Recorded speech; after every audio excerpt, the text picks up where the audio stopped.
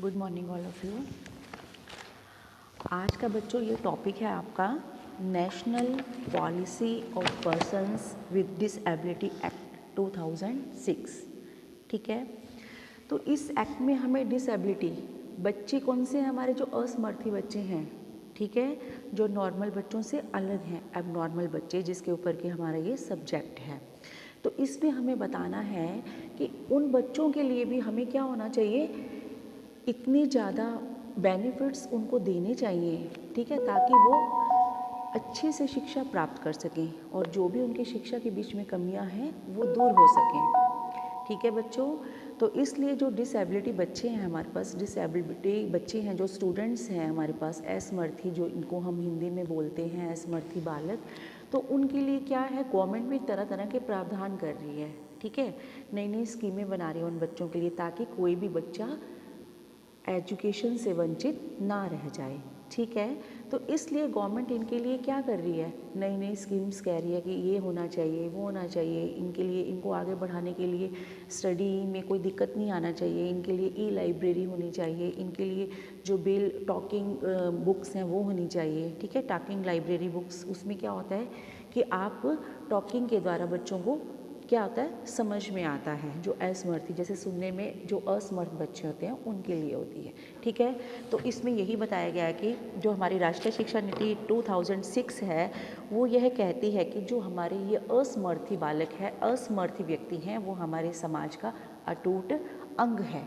ठीक है, जिन्हें हम क्या नहीं कर सकते, नज़रों से ओझल नहीं कर सकते हम इन्हें भी हमें नॉर्मल बच्चों के साथ लेकर चलना है। ठीक है, तो वे क्या है, हमारे राष्ट्र का एक बहुमूल्य मानव संसाधन है। कौन, जो हमारे असमर्थी बालक हैं, असमर्थ व्यक्ति हैं।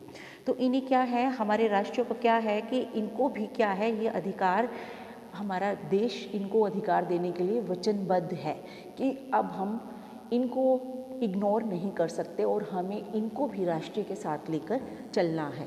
ठीक है, और शिक्षा के अधिकार इनको भी समान मिलने चाहिए, जैसे एक नॉर्मल व्यक्ति को मिलते हैं शिक्षा के अधिकार, ऐसे ही असमर्थी बालक को भी शिक्षा के अधिकार बराबर मिलने चाहिए, क्योंकि वो भी हमारे समाज का एक अटूट अंग है।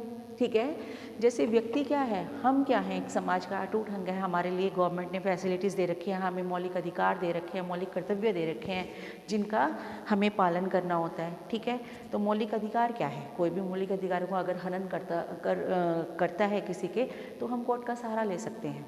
ठीक है, तो ऐसे ही इनको भी इनको भी गवर्नमेंट की तरफ से फैसिलिटी मिली हुई है कि ये भी, अगर इनके भी हनन किए जाते हैं मौलिक अधिकार, तो ये भी क्या कर सकते हैं, कोर्ट का सहारा ले सकते हैं, इसलिए इन्हें हम इग्नोर नहीं कर सकते। तो हर चीज़ में क्या होता है, इनको हमें एक साथ में सकारात्मक रूप से भरपूर इनके साथ जो गवर्नमेंट ने सहभागिता की है, और इनको कुछ क्या किए हैं, इनकी नीतियों के लिए कुछ इन्होंने विवरण दिए गए हैं, जो कि हम बात करेंगे। ठीक है, इसमें इन्होंने ये बताया गया है सबसे पहले कि जो इनको विकलांगता को दूर करने के लिए जो गवर्नमेंट ने इनको फैसिलिटी दी है, उसके बारे में बात करेंगे कि इनको गवर्नमेंट की तरफ से क्या क्या फैसिलिटी दी गई है। ठीक है, सबसे पहले हम करते हैं इसका फर्स्ट पॉइंट, असमर्थता से बचाव तथा पुनर्वास माध्यम। ठीक है, असमर्थता से बचाव, कि जब बालक एक, अगर हम नॉर्मल बात करते हैं कि बच्चा असमर्थ बच्चा कौन सा होता है, जो हैंडीकैप होता है, कई बार ऐसा भी हो सकता है जिसको दिखाई ना दे, जिसको सुनाई ना दे, जो बोल ना सके। ठीक है, और जो फिजिकली हैंडीकैप होता है, जिसका आईक्यू लेवल कम होता है। ठीक है, ये सब क्या आते हैं, हैंडीकैप में असमर्थ बालक होते हैं। तो इनके लिए क्या होना चाहिए, जो असमर्थ बालक हैं, असमर्थता जो पैदा करते हैं रोग, उनसे इनको बचाव के लिए उपाय हमें देने चाहिए। ठीक है, कि जो असमर्थ बच्चे पैदा होते हैं, उनके जो रोग, जिसके कारण, जिन रोगों के कारण इनमें असमर्थता आती है, उन रोगों से इनको बचाव करना चाहिए। ठीक है, गवर्नमेंट को इसके लिए फैसिलिटीज़ देनी चाहिए। कई बार क्या होता है, ऐसे रोगों की रोकथाम के लिए क्या होता है कि कई बार बच्चा जब पैदा होता है उसके बाद भी, और गर्भावस्था में, जब लेडीज़ गर्भावस्था में होती है उसके दौरान भी क्या होनी चाहिए, विकलांगता को दूर करने के लिए मनुष्य को, जो भी हमारी देश है उसमें जागरूकता फैलाने की आवश्यकता है। ठीक है, क्योंकि अगर हम जागरूक नहीं होंगे, जैसे हमारा पोलियो का था, पोलियो का क्या है, अब ख़त्म हो चुका है पोलियो। ठीक है, क्योंकि पोलियो के इतने कैंप्स लग चुके हैं कि कोई भी पोलियो, अब किसी भी बच्चे को पोलियो नहीं होगा। ठीक है, तो इसके लिए क्या है, गवर्नमेंट ने फैसिलिटी दी है, हर एक को पोलियो से रिलेटेड दवाई पिलाई जाती है। ठीक है, तो पहले क्या था, हमारे देश में पोलियो बहुत लोगों को था, लेकिन जब गवर्नमेंट ने अभियान चलाया तो इस पोलियो को ख़त्म कर दिया गया। तो ऐसे ही गर्भावस्था के दौरान भी और पहले भी और बाद में भी लेडीज़ के लिए जो बच्चा पैदा होता है उसके लिए रोकथाम के लिए गवर्नमेंट को तरह तरह के उपाय किए जाने चाहिए ताकि असमर्थता ख़त्म की जा सके। ठीक है, और क्या होना चाहिए, सेकंड है अवरोध रहित वातावरण। अवरोध रहित क्या होता है, अवरोध का मीनिंग क्या होता है, रुकावट। ठीक है, तो ऐसा एनवायरनमेंट होना चाहिए कि जो इन बच्चों के लिए आगे बढ़ने में रुकावटें आ रही हैं। ठीक है, बच्चों को स्टडी में आगे बढ़ने के लिए, मान लीजिए कई बार क्या होता है, बच्चे असमर्थ, जैसे इनका जो एनवायरनमेंट है सही नहीं मिल पाता इनको। ठीक है, गवर्नमेंट की तरफ से फैसिलिटी भी नहीं मिलती, कक्षा में जो क्लास में बैठे होते हैं उसमें भी ये क्या है, ढंग से नहीं पढ़ पाते, इनको समझ में नहीं आता। तो इन सब जो वातावरण है, अवरोधक हैं, ये सब चीज़ें इनको दूर करना चाहिए। और इसलिए क्योंकि इन बच्चों को पढ़ने का मौका मिले, कुछ सीखने का मौका मिले, इसलिए वातावरण ऐसा होना चाहिए जो अवरोध रहित हो। ठीक है, इसमें क्या है, क्योंकि असमर्थ व्यक्ति स्वयं अपनी जो क्रियाएं करता है उसको सामंजस्य के साथ अपनाना चाहिए। ठीक है, उसके साथ ऐसा एटमॉस्फेयर होना चाहिए कि वो क्या है, आगे बढ़ सके और स्टडी में उसके बीच में कोई भी रुकावट ना आए। ठीक है, देखिए इसमें ये भी हो सकता है, जैसे आप मान लीजिए, हमने पीछे भी पढ़ा था कि जो हमारे स्कूल्स हैं, ठीक है, हम इंक्लूसिव स्कूल्स में जाते हैं, वो हमारे क्या होना चाहिए, ज़्यादा दूर नहीं होने चाहिए घर से। ठीक है, घर से 1-1.5 किलोमीटर की दूरी पर ही होने चाहिए, क्योंकि जो असमर्थ बालक कई बार फिजिकली इतने हैंडीकैप होते हैं कि वहाँ जाने के लिए उनके पास कोई प्रावधान नहीं होता। मान लीजिए घर में हमारे पास कोई व्हीकल्स नहीं है ले जाने के लिए बच्चे को। ठीक है, और स्कूल वैन नहीं है स्कूल में, तो क्या होगा, बच्चा स्कूल कैसे जाएगा, दिक्कत होगी। ठीक है ना बेटा, तो इसलिए स्कूल्स इतनी पास होने चाहिए 1-1.5 किलोमीटर की दूरी पर, ताकि बच्चा वहाँ तक आसानी से जा सके। ठीक है, और वहाँ का एटमॉस्फेयर, बच्चों का क्लास में बच्चों के जो टीचर्स हैं वो भी क्या होना चाहिए, सही ढंग से बच्चों को जो पढ़ाते हैं वो समझ में आना चाहिए, उनके साथ सामंजस्य बनाना चाहिए, टीचर्स को भी, जो और नॉर्मल बच्चे हैं उनको भी, ताकि अब नॉर्मल जो हमारे असमर्थी बच्चे हैं ये अपने आप के अंदर हीन भावना इनके अंदर उत्पन्न ना हो। ठीक है, ठीक है बेटा, उसके बाद है आपका विकलांगता प्रमाण पत्र जारी करना। विकलांगता का प्रमाण पत्र, जब ये हैंडीकैप बच्चे होते हैं, असमर्थी बालक होते हैं, कई बार क्या होता है, जब गवर्नमेंट की तरफ से इनको जो विकलांगता का सर्टिफिकेट मिलता है वो मिलने में बहुत देरी हो जाती है। ठीक है, इनको बहुत सारे प्रोसीजर पूरे करने पड़ते हैं, जिसके कारण क्या होता है कि ये परेशान हो जाते हैं। एक प्रोसीजर पूरा करते हैं, फिर वो कहते हैं इसके बाद ये होना चाहिए, उसके बाद ये होना चाहिए, नेक्स्ट ये होना चाहिए, उसके साइन होने चाहिए, हमारे मान लीजिए जो हमारे एमसी है उसके साइन होने चाहिए, डीसी, जो भी आगे हैं, मतलब फॉर्मेलिटी पे फॉर्मेलिटी ज़्यादा हो जाती है। तो इसके अकॉर्डिंग क्या है, ऐसा नहीं होना चाहिए। इनको जो प्रमाण पत्र विकलांगता का गवर्नमेंट की तरफ से मिलता है वो शीघ्र से शीघ्र मिल जाना चाहिए, ताकि इनके आगे बढ़ने में कोई रुकावट ना हो। ठीक है बच्चों, उसके बाद है सामाजिक सुरक्षा। सामाजिक सुरक्षा, देखो जो हमारा समाज है उनकी तरफ से भी इनको क्या मिलनी चाहिए, फैसिलिटी मिलनी चाहिए। अगर गवर्नमेंट नहीं साथ होगी, इनका समाज साथ नहीं होगा, इन असमर्थ बालकों के साथ नहीं होगा, तो ये तरक्की नहीं कर पाएंगे और ना ही ये आगे बढ़ पाएंगे। तो इसलिए क्या होना चाहिए, इनके लिए जो समाज है उनकी तरफ से भी इनकी सुरक्षा होनी चाहिए। ठीक है बेटा, तो समाज को क्या होना चाहिए, इनका साथ देना चाहिए।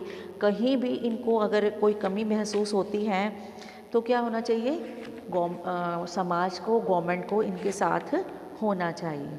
ठीक है, तो इसलिए जो मान लीजिए क्या होते हैं कि विकलांग व्यक्ति और उनके परिवार की जो देखभाल करने के लिए क्या होता है, इनको फैसिलिटी भी मिलनी चाहिए गवर्नमेंट की तरफ से भी, और हमारी सोशल सिक्योरिटी भी मिलनी चाहिए इनको। ठीक है, ताकि क्या है, ये अपने आप को ये महसूस ना कर सकें कि हम नॉर्मल बच्चों की तरह या नॉर्मल व्यक्ति की तरह नहीं हैं।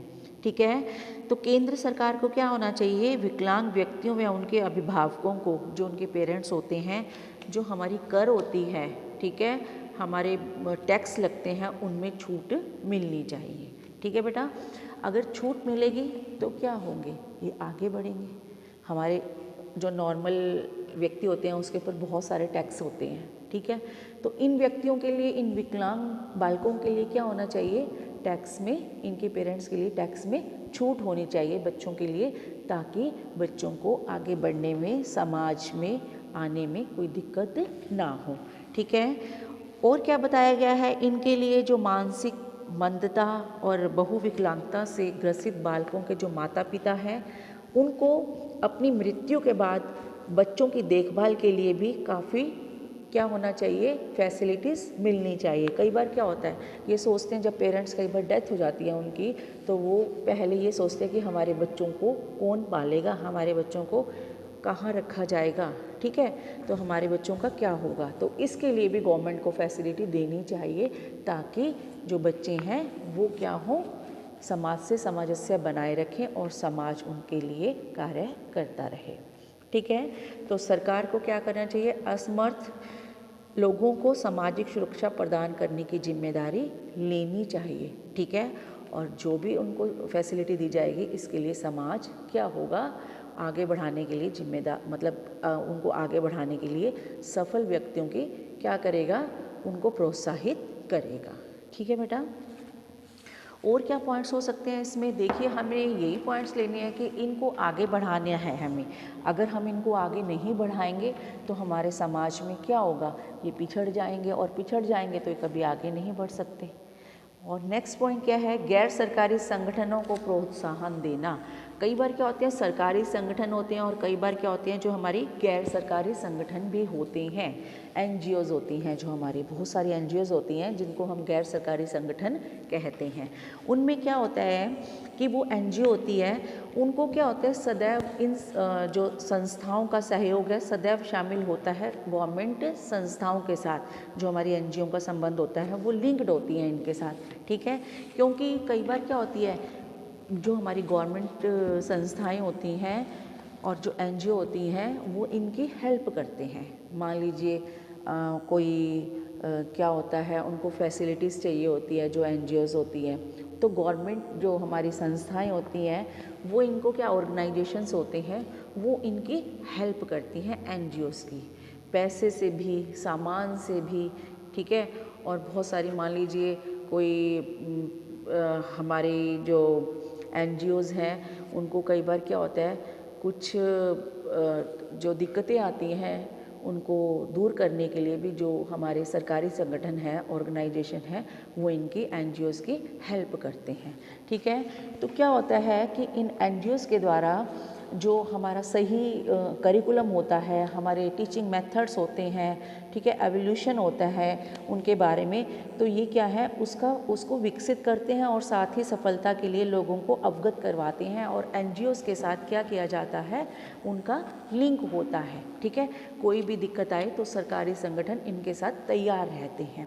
ठीक है, तो ये पॉइंट हो गया हमारा एनजीओज़ के साथ लिंक, किसका, सरकारी संगठनों का। नेक्स्ट है आपका असमर्थी व्यक्तियों का आर्थिक पुनर्वास। देखिए, जब गवर्नमेंट इनके लिए इतनी सारी फैसिलिटी देती है तो इनके लिए क्या होना चाहिए, ये असमर्थी व्यक्तियों को आर्थिक पुनर्वास, जो रहने के लिए होता है उसकी भी दिक्कत नहीं होनी चाहिए, तो इनको फैसिलिटी मिलनी चाहिए गवर्नमेंट की तरफ से। ठीक है, तो आर्थिक पुनर्वास में भी मिलनी चाहिए, ताकि कई बार क्या होता है, किसी के पास असमर्थ जो व्यक्ति होते हैं, बालक होते हैं, उनके पास रहने की सुविधा नहीं होती, तो इनको क्या है, गवर्नमेंट की तरफ से सुविधा मिलनी चाहिए, ताकि ये अपना रहने का जो घर है वो अपना बना सकें और वहाँ पर आराम से रह सकें और इनको कोई भी दिक्कत ना हो। ठीक है बेटा। उसके बाद है हमारा अनुसंधान। अनुसंधान क्या होती है? हमारी रिसर्च। तो हमें रिसर्च करते रहना चाहिए कि हमारी रिसर्च में क्या होता है कि जो हमारे ये डिसएबिलिटी चाइल्ड हैं इनके लिए गवर्नमेंट की तरफ से बहुत सारी फैसिलिटी भी मिलनी चाहिए, और जो उनके माता पिता हैं उनको भी और उनके पेरेंट्स जो हमारे माता पिता हैं, अनुसंधान को विशेष महत्व उनके लिए दिया जाना चाहिए, ताकि जो हमारा अंतर्राष्ट्रीय सहयोग विकलांगों के लिए नई नई टेक्निक्स लेकर आए और ये जो हमारी विकलांगता है उसको ख़त्म कर दिया जाए। ठीक है बेटा। अगर मान लीजिए कई बार क्या है, अब इनके लिए हमारी बहुत सारी चीज़ें हैं गवर्नमेंट की तरफ से इन्हें दी जाती है, लेकिन कई बार क्या होता है कि इनके लिए नई टेक्निक्स की व्यवस्था नहीं की जाती। अगर इनके लिए नई टेक्निक्स की व्यवस्था नहीं की जाएगी तो क्या है, ये पढ़ाई से वंचित रह जाएंगे, आगे नहीं पढ़ेंगे, नॉर्मल बच्चों की तरह अपने आप को महसूस नहीं करेंगे। तो इनके लिए भी क्या होना चाहिए, नई नई टेक्निक्स का विकास होना चाहिए, नई नई रिसर्च कार्य होने चाहिए, और विकलांगता के शिकार व्यक्तियों को जीवन में सुधार लाने के लिए भी सामाजिक आर्थिक दशा और सांस्कृतिक विकलांगता के कारण क्या होना चाहिए, अनुसंधान कार्य किए जाने चाहिए, ताकि ये किसी भी स्टडी में किसी भी कार्य से वंचित ना रह जाएं। ठीक है बेटा। और क्या है इनका एक नेक्स्ट पॉइंट है खेलकूद आमोद प्रमोद एवं संस्कृत जीवन, कि इनके लिए फैसिलिटी। ठीक है। खेल कूद में भी देखिए ऐसा नहीं है कि हम असमर्थ बालकों के लिए खेलों का इंतज़ाम नहीं कर सकते, इनके लिए हमें नई नई टेक्निक्स के द्वारा खेलों का इंतज़ाम भी करना चाहिए।